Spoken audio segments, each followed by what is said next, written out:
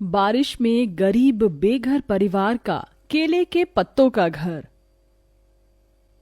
दादी दादी, आप ये क्या कर रहे हो? ओखली में धान कूट रही हूँ बिटिया, फिर इसमें से जो चावल निकलेगा ना, सब कोई उसको खाएंगे। अच्छा दादी, तो मैं भी आपकी मदद करवाती हूँ। 4-5 साल की आराध्या अपने नन्हे नन्हे हाथों से बूढ़ी जमुना के साथ ओखली में धान कुटवाने लगती है। तभी मौसम खराब हो जाता है और जोरदार की बारिश शुरू हो जाती है। हे भगवान, ये बिन बादल बारिश कहाँ से शुरू हो गई? ऐसे तो सारे धान गेहूं गीले हो जाएंगे। कविता, बबीता, ओ कविता बबीता, जल्दी से बोरी लेकर आओ और मेरे साथ धान गेहूं उठवाओ। दोनों बहनें जल्दी से आकर अनाज बोरी में भरकर घर के अंदर लाती हैं, जहां 7 महीने की गर्भवती बहू सरला खाना बना रही थी। जहां अमीर लोग बेसब्री से बारिश के मौसम का इंतजार करते हैं, तो वहीं गरीब परिवार को बारिश में बहुत परेशानी उठानी पड़ती है। ऐसा ही हाल गंगा प्रसाद के घर का था, जिसमें पत्नी, बहू, बेटी, पोती और वो बाप बेटे भी एक ही छोटे से किराए के कमरे में बड़ी दिक्कत में रहते थे।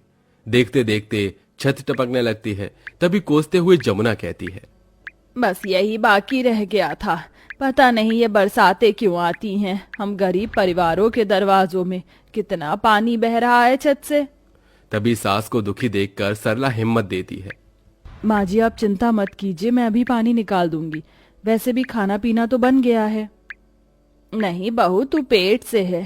तेरे और तेरे बच्चे के लिए वजन उठाना सुरक्षित नहीं। हाँ सरला भाभी, आप रहने दीजिए, हम दोनों पानी निकाल देंगी। आप पैर ऊपर करके खटिया पर बैठ जाओ। कविता बबीता दोनों बाल्टी बाल्टी करके पानी बाहर फेंकने लगते हैं।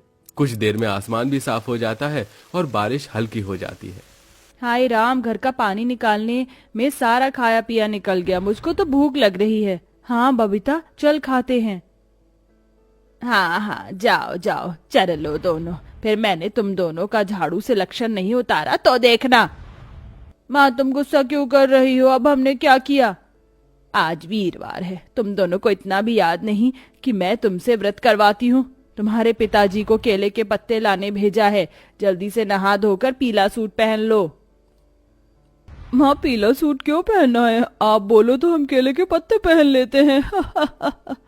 ज्यादा की तो एक झापड़ में बत्ती सी निकाल दूंगी। कविता बबीता नहाकर पीला सूट पहनती हैं। तभी गंगा प्रसाद केले के पत्ते ले आता है, जिससे दोनों पूजा करती हैं। ये सत्यनारायण भगवान, बस इस व्रत का फल दो प्रभु। मेरी दोनों बेटियों को अच्छा दूल्हा मिले और दोनों सुखी घर द्वार में जाएं। सरला सबको खाना परोसती है। सारे लोग खा लीजिए। कविता बबीता, तुम दोनों तो आटे का हलवा खाओगी ना? आज के दिन मैं बना देती हूँ। बड़ी कठिनाई से सरला दोनों नंद को गीले चूल्हे पर हलवा बनाकर देती है। ये लो सरला, खा लिया मैंने। अजी, ये क्या? आपने आधी रोटी खाई है? क्या हुआ किशोर, कच्चे केले की तरकारी तो तुझे कितनी ज्यादा पसंद है, फिर ढंग से खाया क्यों नहीं? मन नहीं बाबूजी, मकान मालिक का किराया देना है, उसकी चिंता लगी हुई है। बारिश में इतना काम धाम भी नहीं है, समझ में नहीं आ रहा कैसे भरूंगा किराया। जैसे जितने साल में हमने इस कमरे का किराया भर दिया, उतने में हमारा अपना खुद का घर आ जाता। पिताजी भैया, हम अपना घर क्यों नहीं खरीद लेते? कहाँ से लेंगे बिटिया इस गरीबी में? 2 टाइम की रोटी भी ढंग से नहीं खा पाते, और जमीनों का रेट तो आसमान छू रहा है। 1 गज जमीन भी लाखों की बिक रही है, हमारे बस में तो नहीं है लेना बेटा। यूं ही दिन बीतते हैं। बरसात का मौसम गरीब ससुराल वालों को बहुत सताता है। रात भर टपकती छत में वो सो नहीं पाते, तो वहीं किशोर काम की तलाश में रोज जाता और धक्के खाकर वापस आ जाता। क्या हुआ जी, आज कुछ कमाया आपने? नहीं सरला, आज भी बात नहीं बनी कहीं। तो क्या हम सबको आज भी भूखा सोना पड़ेगा? मुझको भूख लगी है। आराध्या को खाने की खातिर तरसता देखकर सरला और उसके गरीब ससुराल वालों की आंखों के आंसू नहीं सूखते। तभी मकान मालिक उन्हें बेघर करने आ जाता है।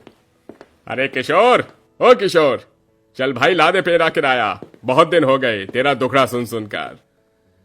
अभी पैसों का इंतजाम नहीं हुआ सेठ जी, थोड़ी और मोहलत दे दो। अरे बिल्कुल नहीं, अब 1 दिन नहीं दूंगा। या तो 5,000 किराया निकाल या फिर घर खाली कर। 5,000 किस बात के? मैंने 1,000 रुपए किराया बढ़ा लिया है। मगर ये घर 5,000 के लायक नहीं। ना कोई बर्तन धोने की सुविधा है, ना किचन है, और छत भी कच्ची है। हर साल घर में पानी भर जाता है। ऐसा थोड़ी ना होता है 5,000 वाले किराए का घर, मकान मालिक जी। अरे ओ सरला, मेरे साथ ज्यादा किचकिच मत कर, घर खाली करो मेरा अभी के अभी। निर्दयी मकान मालिक सबको घर से निकाल देता है। तभी घटाएं चमकने लगती हैं और आंधी तूफान के साथ बारिश शुरू हो जाती है, जिसे देखकर सास जमुना डर जाती है। इतना भयंकर मौसम पहली बार देखा है। पूरा आसमान काला है। लगता है सृष्टि का अंत आ गया है। हे प्रभु, रोक दो इस प्रलय को। देखते देखते तूफान से पेड़ टूट कर गिरने लगते हैं और रोड में पानी भर जाता है। बबीता बुआ, मुझको गोदी में उठा लो, डर लग रहा है बहुत। हाँ, आजा मेरा बच्चा, बुआ के पास आजा। सब लोग जल्दी जल्दी आगे बढ़ो। नहीं, सब लोग रुक जाइए। यहीं देखिए, पानी के चलते आगे का रास्ता भी दिखाई नहीं दे रहा, और घर तो किसी भी कीमत पर हमको बनाना ही होगा। कब तक इस बारिश के कहर में भटकेंगे?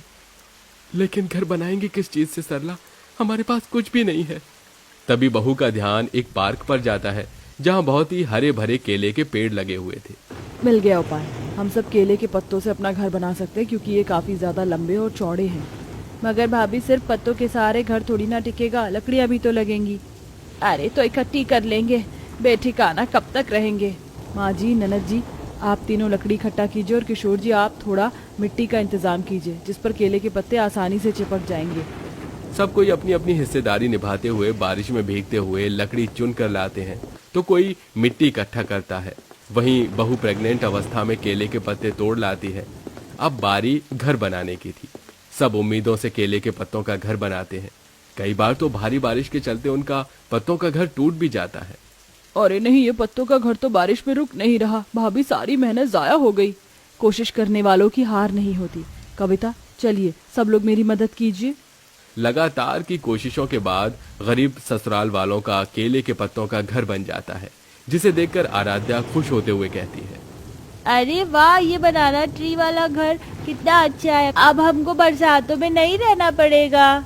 सब कोई घर के अंदर आ जाता है। तभी जमुना कहती है, अरे बहू, तेरी साड़ी कितनी गीली हो गई है, इसमें से तो पानी टपक रहा है। ऐसे तो तुझे और तेरे होने वाले बच्चे को निमोनिया ना हो जाए। कुछ नहीं होगा, मैं सुखा लूंगी। नहीं नहीं किशोर बेटा, जाओ और थोड़े केले के पत्ते तोड़ ला। जी अच्छा माँ। किशोर तुरंत जाकर केले के और पत्ते तोड़ता है, जहाँ वो पेड़ों में कच्चे पक्के केले उगे देखता है। अरे, इसमें तो कितने सारे केले लगे हैं। मैं तोड़ लेता हूँ, वरना तो कोई और तोड़ कर ले जाएगा। केले के पत्ते लेकर किशोर घर लौट आता है। ये लो माँ, मैं केले के पत्ते ले आया, और ये कुछ फल भी ले आया हूँ। किसी ने कुछ नहीं खाया, इसे ही मिल बांट कर खा लेते हैं। ये लो सरला, तुम खाओ। अभी खाने की जरूरत तुमको सबसे ज्यादा है, तुम प्रेग्नेंट हो। मेरा मीठा खाने का मन नहीं है। ये पके केले आप लोग खा लीजिए, बाकी इन कच्चे केले का पकौड़ी बनाती हूँ। वैसे भी जब ये बारिश का मौसम हमें दुख तकलीफ और गम देने में कोई कमी नहीं करता, तो हम खुश होने में, खाने पीने में क्यों करें। बहू रोड में से ईंट उठा लाती है और चूल्हा बनाकर सबके लिए केले के पकौड़े बनाती है। तो वहीं जमुना केले के पत्तों की सुंदर सी साड़ी सिलती है। ये ले बहू, तेरी गरीब सास की इतनी हैसियत तो नहीं कि तुझको लाखों की साड़ी दिला पाती।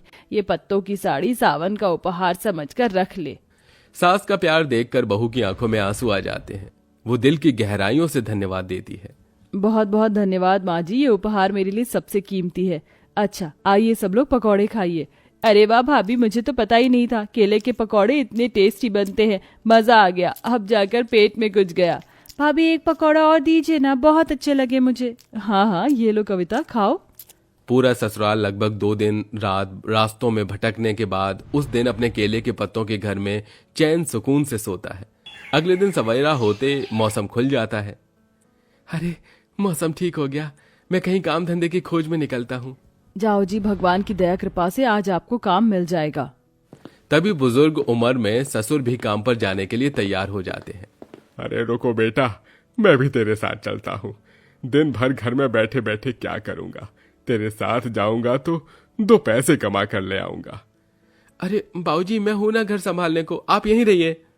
तभी छलकते आंसू से गंगा प्रसाद ने कहा, बुरा वक्त बताकर थोड़े ना आता है बेटा, 2 पैसे जमा रहेंगे तो काम ही आएंगे। उसकी बातों में गरीबी की सच्चाई थी। दोनों काम की तलाश में निकल जाते हैं, जहां उन्हें एक कारखाने के निर्माण में मजदूरी का काम मिल जाता है। देखो, काम तो दे दूंगा मगर दिहाड़ी 300 है। अरे कोई दिक्कत नहीं है सरकार, इतना ही दे देना। अच्छा तो काम पर लग जाओ। दोनों सुबह से शाम तक ईंट बनाते और पहुंचाते हैं और शाम को कमाई लेके घर आते हैं, जिसे पूरा परिवार भर पेट और अच्छा खाना खाते हैं। पूरा गरीब ससुराल केले के पत्ते घर में खुशी खुशी जिंदगी गुजारने लगते हैं। तो वहीं बरसातों का मौसम भी अगले कुछ महीने की खातिर टल जाता है।